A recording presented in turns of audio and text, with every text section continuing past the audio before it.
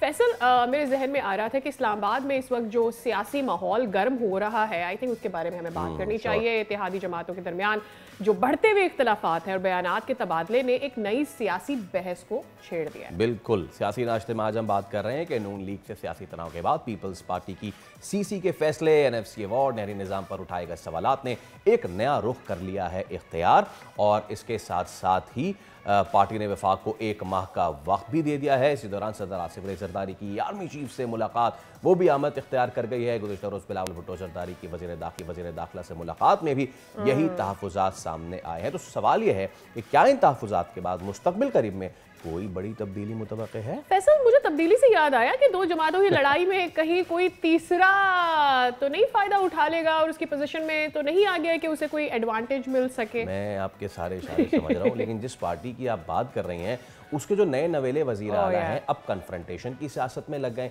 सुहेल आफरीदी एक तरफ वफाक पर गलत पॉलिसियों का इल्ज़ाम लगा रहे हैं, दूसरी जानिब जो दहशतगर्दी के खिलाफ जंग है उसके लिए जो फंड्स हैं उसकी अदम फरामी पर शिकायत भी कर रहे हैं। तो फैसल, मेरा सवाल ये है कि ये जो रवैया सियासी दबाव का इजहार है या फिर गवर्नेंस के मामलात पर से तवज्जो हटाने का एक हरबा है? सारे सवाल हम आपस में कर लेंगे तो फिर हम आदिल अब्बासी से क्या बात करेंगे। हम चलते हैं बोल के सीना इनका पर्सन आदिल अब्बासी के पास। आदिल, अस्सलाम वालेकुम and a very good morning and thank you so much for your, it's a pleasure hosting you on the show। तो मेरा पहला सवाल आपसे जनाबे वाला ये है कि नून लीग से जो सियासी तनाव है, पीपल्स पार्टी की सीसी में जो फैसले किए गए एंड एवरीथिंग जो भी सारे मामलात हैं, किस तरफ जाता देख रहे हैं इश्यूज़ को? नहीं, मुझे नहीं लगता कि कोई मुस्तकबिल करीब में तब्दीली होगी। और ये जो पीपल्स पार्टी की जो पोजीशन है ये बड़ी कंसिस्टेंट पोजीशन है, चाहे वो नहरी इशू के ऊपर हो, नहरों का जो इशू है उसके ऊपर हो, या एनएफसी की बात हो, एनएफसी के ऊपर उनकी बड़ी कंसिस्टेंट पोजीशन है। इसके अलावा जो वो इशूज़ टेकअप करते हैं, लेकिन मुझे ये लगता नहीं है कि कोई ऐसी इसको लेकर कोई ऐसी टेंशन है कि जिसकी वजह से शायद नियर फ्यूचर में हम कोई बड़ा चेंज देख लेंगे। मेरा ख्याल एक मुल्क के अंदर मखसूस माहौल है और उस मखसूस माहौल के अंदर हर पार्टी असर्ट कर रही है, चाहे वो अपोजिशन हो अपने लिए स्पेस क्रिएट कर रहे हैं, चाहे वो गवर्नमेंट के अंदर पार्टीज हैं, गवर्नमेंट थोड़ी सी क्राइसिस में आती है, ट्रबल में आती है, तो वो अपनी पोजीशनिंग करते हैं और थोड़ा सा अपना कुछ गेन करते हैं।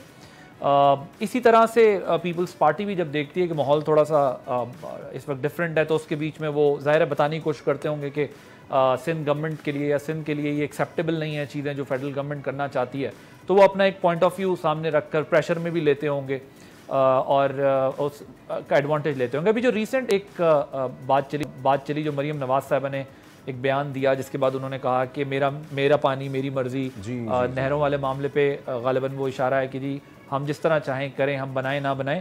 सो ये एक उसका रिएक्शन भी है और शायद ये भी बताने की कोशिश है कि सिंध से भी चीज़ें डिस्टर्ब हो सकती हैं अगर आप हमारी डिमांड्स दी, क्योंकि जो जितना मैंने पीपल्स पार्टी के लोगों से बात की है ऑफ कैमरा, जब वो ऑफ द रिकॉर्ड बात करते हैं तो वो यही कहते हैं कि एनएफसी वाले मामले पे अगर कोई गौर हुआ किसी लेवल पे, क्योंकि आपको पता है कि फेडरल एनएफसी पे एक डिफरेंट पोजीशन रखता है। फेडरल का ये ख्याल है कि एनएफसी अवार्ड के जरिए जिस तरह प्रोविंसेस को जो कुछ मिलता है, या 18 अमेंडमेंट के बाद जो कुछ प्रोविंसेस जितने पावरफुल हो गए, जितने स्ट्रांग हो गए, ये तो बल्कि वफाक को वीक करती है चीज़। फेडरल के पास अब उतने इख्तियारात, पैसा या रिसोर्सेज नहीं रहे, तो इस पे तो एनएफसी पे हमें रिव्यू करना चाहिए।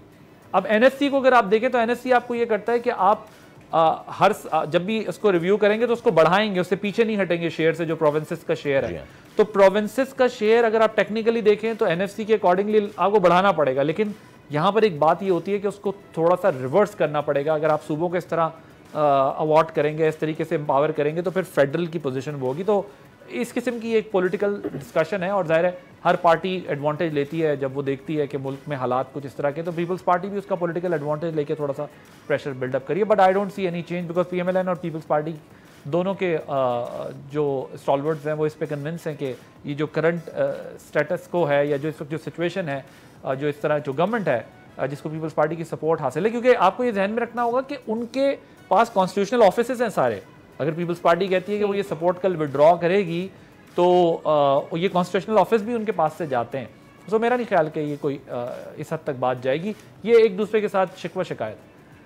आदिल, जो एनएफसी की आप बात कर रहे हो, वो फेडरल फंड्स की अगर हम बात करते हैं, it's a long debate, I am sure हम इस पर ज़रूर किसी दिन बात करेंगे, but I want to come up with this rift between provinces when it comes to Sindh and when it comes to Punjab.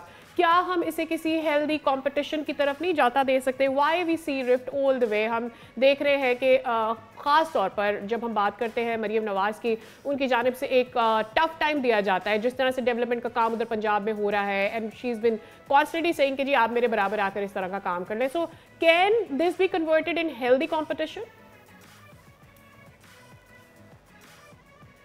देखिए, पॉलिटिक्स में कोई ये तस्लीम नहीं करता कि उसका मुखालिफ जो है वो बहुत एक्स्ट्राऑर्डिनरी परफॉर्म कर रहा है और वो बुरा परफॉर्म कर रहा है. अगर आप उनसे पूछेंगे तो वो कहेंगे कि हमारा सीएम बहुत अच्छा परफॉर्म कर रहा है. जिस सूबे से भी आप पूछेंगे, सुहेल आफरीदी की हिमायत में भी जो है वो लोग जिनको भी जुमा 8 दिन हुए हैं आपको नज़र आएंगे.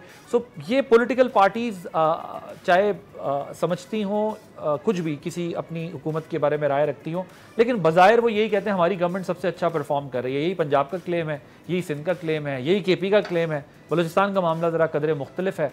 तो हेल्दी कॉम्पिटिशन से मैं अग्री करता हूँ कि काम में कॉम्पिटिशन होना चाहिए, बहुत ज़बरदस्त तरीके से होना चाहिए, जहाँ पर आप हेल्थ, एजुकेशन, इंफ्रास्ट्रक्चर इस पर आप काम कर रहे हों, एक जो आम शहरी है उसकी ज़िंदगी को बेहतर बना रहे हों, जो लाइफ स्टैंडर्ड है उसको अप कर रहे हों. उसके लिए आप डेवलपमेंट के प्रोजेक्ट से लेके जो डिफरेंट प्रोजेक्ट्स करते हैं जिस पे आप ह्यूमन इन्वेस्टमेंट हो, टेक्नोलॉजी पे काम हो, करना चाहिए.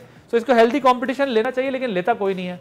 सब यही कहते हैं कि हमारी गवर्नमेंट और हमारा चीफ मिनिस्टर अच्छा परफॉर्म कर रहा है और दूसरे का, मतलब उस्मान बुज़दार साहब की भी हिमायत में बात हो जाती थी, अब इनकी भी हिमायत में बात हो रही है. गंडापुर साहब के बारे में बात हो जाती थी. So is the case with Sindh government. वो कहते हैं हमारे सीएम सबसे अच्छे हैं. पंजाब गवर्नमेंट कहती है मरियम साहिबा से अच्छा कोई भी सीएम नहीं है. तो ये एक पॉलिटिकल आर्गूमेंट है, ये चलता रहेगा.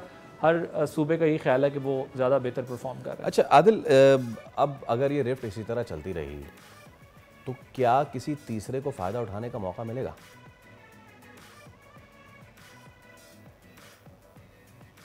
देखिए, पीटीआई तो इतनी स्ट्रॉन्ग अपोजिशन होने के बावजूद उसका फ़ायदा नहीं उठा सकी. आई डोंट थिंक सो कि वो ऐसी भी किसी सिचुएशन का फ़ायदा उठा सकेगी, क्योंकि जो पीटीआई है उसकी पॉलिटिक्स में आपको एग्रेशन नज़र आता है और थोड़ी सी इमेच्योरिटी भी नज़र आती है. आपको पीटीआई के अब्रप्ट डिसीजंस नज़र आते हैं, बार बार इनकलाब की नवीद सुनाना और उसके बाद फिर वो इनकलाब वाया 26 अजला वापस ले जाना. तो टू बी ऑनेस्ट मुझे नहीं लगता कि वो पॉलिटिकली अपने कार्ड्स अच्छे खेल रहे हैं, क्योंकि उनके पास जो इस वक्त लीडरशिप, अवेलेबल लीडरशिप है पीटीआई के पास, वो इतने एक्सपीरियंस लोग नहीं हैं. आपने कुछ वकील जमा किए हुए हैं, आपने मतलब आप चेंज करते रहते हैं. कभी आप जो है वो आपकी यंगस्टर्स पे आपका रिलायंस बढ़ जाता है, कभी आप वकीलों को आगे कर देते हैं, कभी आप जो है वो जो ट्रेडिशनल पॉलिटिशियंस हैं उनको आगे कर देते हैं. तो मुझे नहीं लगता कि वो इस सूरत हाल का सियासी तौर पर फ़ायदा उठा सकेंगे. अगर वो उठा सकते होते तो वो मौलाना साहब को ऑन बोर्ड लेकर टफ टाइम दे सकते थे, नहीं दे सके. महमूद खान अचकज़ई साहब को उन्होंने ऐसे आगे किया हुआ है, लेकिन उनके पास भी कोई ऐसा इख्तियार नहीं है कि वो कोई ऐसी तहरीक चला सकें इनके साथ मिलकर. जब ये तहरीक चलाते हैं या ख़त्म करते हैं तो मशवरा नहीं करते. तो इन माई ओपिनियन पीटीआई तो इसको कैपिटलाइज नहीं करा सकती. जो पीपल्स पार्टी और पीएमएलएन है, इनका जो क्लाइमेक्स है वो भी ये दोनों खुद नहीं करेंगे. ये मेरा ख्याल है कि कहीं और से ही होगा, अगर होगा. फिलहाल ऐसा कुछ नहीं है, बड़ी ज़बरदस्त सिनर्जी है.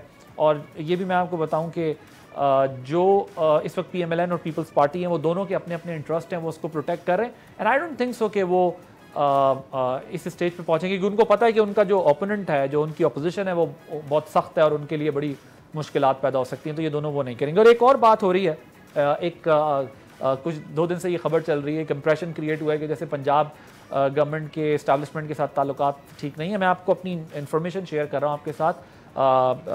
इट्स नॉट फैक्चुअली करेक्ट, ये दुरुस्त बात नहीं है. इस्टेब्लिशमेंट की इस वक्त जितनी भी गवर्नमेंट्स हैं उसके साथ ताल्लुकात ठीक हैं, एक्सेप्ट ये जो इस वक्त केपी के अंदर हो रहा है. इसके अलावा इससे पहले गंडापुर साहब जब थे, अभी आप जिस तरह से बात कर रहे हो कि मैच्योरिटी नजर आती है, मुझे ऐसा लगता है कि स्ट्रेटेजिक डेप्थ भी आपको नजर नहीं आएगी, पॉलिटिकल डेप्थ भी आपको पीटीआई में नजर नहीं आएगी. इसका एक सबूत मेरी अगली बात से है, और हम ये पहले से ये बात कर रहे हैं कि जो वज़ीर आला केपी हैं सुहेल आफरीदी, एक तरफ वफाकी हुकूमत पर गलत पॉलिसी का इल्ज़ाम भी लगा रहे हैं, दूसरी तरफ दहशतगर्दी के खिलाफ जंग के लिए वो ये कह रहे हैं कि जी फंड्स की अदम फराहमी का हमें सामना है. तो सुहेल आफरीदी के इस जो रवैया है इनका, उसको आप किस तरह से देखते हैं? एंड तलाल चौधरी साहब का जो बयान आया है, उनका पॉइंट ऑफ व्यू को आपने किस तरह से परसीव किया? देखिए, वो अभी तो वो नए आए, उन्होंने अपने आप को साबित करना है, उन्हें वक्त लगेगा, लेकिन अब तक जो उनके बयानात हैं वो बहुत ही इमेच्योर हैं और बहुत ही ज़्यादा एक एग्रेशन भी वो अपना शो कर रहे हैं। ज़ाहिर है ये सब ने प्रिडिक्ट किया हुआ था, लेकिन अब उनका टेस्ट है। अब वो एक सूबे के चीफ मिनिस्टर हैं, तो जब सूबे के चीफ मिनिस्टर बनने के बाद आपके सामने टेबल पर वो रिस्पॉन्सिबिलिटीज़ आती हैं, वो चैलेंजेस आते हैं जिससे सूबा रोज़ गुजरता है, तो आपको फिर ये फैसला करना पड़ता है कि आपने एक पॉलिटिकल पार्टी का सिर्फ वर्कर बनकर काम करना है या फिर आपने एक चीफ एग्जीक्यूटिव बनकर काम करना है प्रोविंस का। ये ठीक है कि वो अपनी पार्टी लीडरशिप से हिदायत लिए बगैर एक कदम भी नहीं चल सकते, क्योंकि उनको पता है कि उनको चीफ मिनिस्टर क्यों बनाया गया है। तो ये फैसला उन्होंने करना है, लेकिन ये एक इमेच्योर सी पॉलिटिक्स है कि आप ये कहें कि अगर मुझे वहाँ से ऑर्डर नहीं मिलेगा तो मैं सूबे की कैबिनेट नहीं बनाऊंगा, अगर मुझे ऑर्डर नहीं मिलेगा तो मैं सूबे को जो है वो नहीं चलाऊंगा। तो और जो वॉर एंड टेरर की जहाँ तक बात है, Pakistan paid a heavy price of it. अब अभी भी हम जाने कुर्बान कर रहे हैं, हमारे रोज़ जवान शहीद हो रहे हैं, फ़ौज पाकिस्तान की, पुलिस की बहुत बड़ी कुर्बानियाँ हैं, आम शहरी जो है वो इस दहशतगर्दी का शिकार हो रहे हैं। तो और पाकिस्तान ने एक बहुत बड़ी कीमत अदा कर रहा है और वो प्राइस जो है वो हम अपने लहू से भी पे कर रहे हैं और फाइनेंशियली इकोनॉमिकली भी हमें उसका डैमेज हो रहा है। तो ये बात दुरुस्त नहीं है। बिल्कुल फोकस के साथ ये जंग लड़ी जा रही है, बल्कि जहाँ जहाँ से पाकिस्तान पे चाहे वो इंडिया से या अफगानिस्तान से प्रॉक्सीज के जरिए ये दहशतगर्दी मुसल्लत की जाती है। तो ब्रदर कंट्री को हमने बहुत सारे चांसेस दे दिए। नहीं भूलना चाहिए कि इस तरह के जितने भी सिनेरियोज क्रिएट होते हैं, पाकिस्तान पॉलिटिकली तो ठीक है, जो स्ट्रगल है हमारी है, लेकिन हम इकोनॉमिकली कितना स्ट्रगल करते हैं, अपनी कितनी जानें गंवाते हैं, ओवरऑल एक हमारे मुल्क को कितना नुकसान पहुंच रहा है। So it's just not one thing कि सिर्फ केपी का मामला है, पूरे पाकिस्तान का मामला है और ये पूरे पाकिस्तान का इशू है। बहुत शुक्रिया Adil, it was wonderful to have you on the show. Subscribe करें और बेल दबाएं ताकि कोई खबर रह न जाए।